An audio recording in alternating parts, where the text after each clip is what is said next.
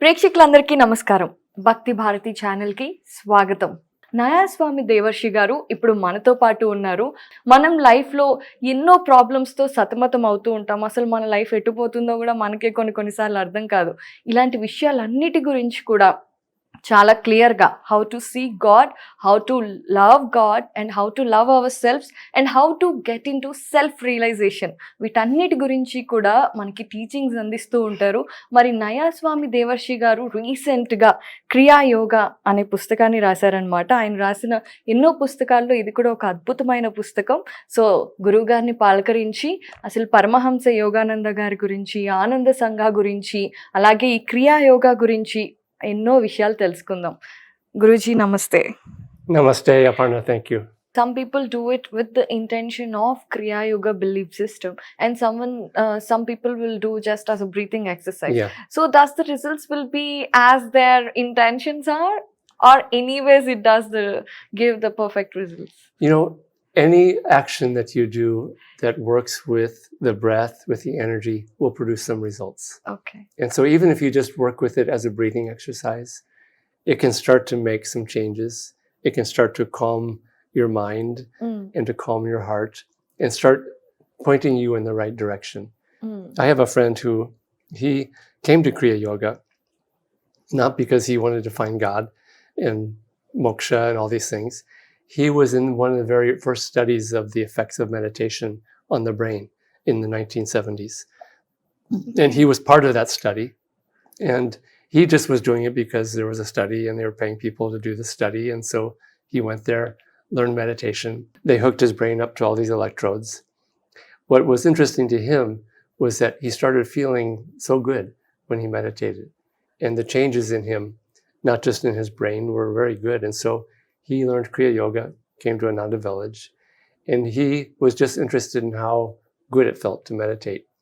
But then over time, as it started changing him, he started seeing this as a divine practice and a divine calling, and as this idea of merging with God. And he's a great soul now as a result of all this. So step by step, start where we are. Any yoga practice, any meditation practice is good. It's a first step, and it starts awakening those samskars. It starts awakening the divine within us. It starts turning on this inner light bulb within ourselves and starts to get us on the right direction. Yeah. So Kriya Yoga only teaches breathing exercises, or is there anything else that we need to be So learning? the breathing part of Kriya is really just one tiny aspect of the Kriya technique. It really is more about the inner energy. The path of Kriya Yoga has, the way Yoganandaji taught it, has four main practices. One of them is about having more energy, and it's some exercises that are outwardly physical, but really are more about drawing cosmic energy into our bodies, our minds, and our souls. So that's one practice. Another one is just working with watching the breathing, using a mantra to calm the mind and to calm the heart. Because the real problem, you know, when people have anxiety, stress, all these things, you know, they think it's all in their head, that it's all in their mind, but really it's in their heart. Yoganandaji said, reason follows feeling. And so the thoughts that we have, they really are following our emotions. And if our emotions are negative, then our thoughts will be negative. If our emotions are all disrupted and restless and irritable, then our thoughts will be restless, disruptive, and irritable. And so one of the techniques that are part of the path of Kriya works with calming the agitated feeling of the heart.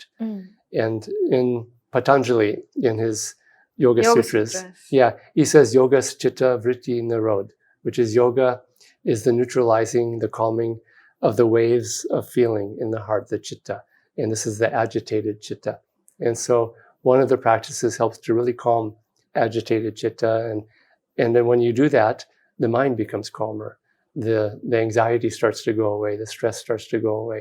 And these are just simple, very simple tools that are extraordinarily effective. And these have been around for thousands of years. And the reason why they've been around thousands of years is because they work. Right. And they work on very human nature and in universal ways for everybody. So that's one of them. The other is the technique of Kriya Yoga itself. And then there's a technique for communing with the divine as the Om cosmic vibration. So those are the four main sort of techniques or practices of Kriya meditation itself. But then there is also just a whole approach to life, like I said, that arises from the inner understanding that awakens as we practice meditation and Kriya. Yeah. So, Kriya Yoga, in these four aspects, we can clear a lot of issues of the materialistic world also. Yeah.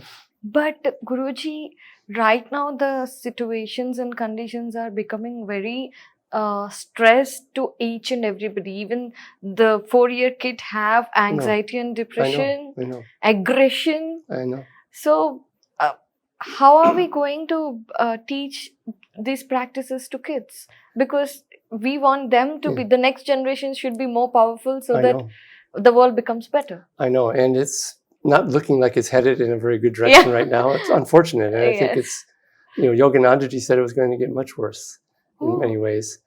And it really says and speaks to how we must teach children in schools the very simple basics of meditation without trying to teach a religion or a whole spiritual path, and just teaching basic working with the breath and calming the agitated feelings of the heart. This is why Ananda has started an education system called Education for Life. We now have schools where these principles are being taught in Gurgaon and in Delhi and in Pune. And we've had these schools in the US for many decades. And in those schools, we really teach how to live to children. And it's not this extreme emphasis, because a lot of the stress for children is that already at 4 years, the parents are looking at their career choices and what school to get them into and testing and all this stuff. And so a lot of the stress is from the parents themselves pushing these things. And so what we practice and teach with these schools is that a happy, mentally balanced, joyful child is one that learns better and becomes brighter and becomes a leader, because they have control over their anxiety and energies, often more than their parents do in many ways. And so it's very important that we really start spreading these things and bringing them into every aspect of life. And even in business, for example, trying to bring higher ethical principles and attitudes so that it's not cutthroat, and somehow it has to filter into all of society. And that's really what, again, Yogananda, Swami Kriyananda brought, because it's going to be a challenging time we're in. We see it. Yes.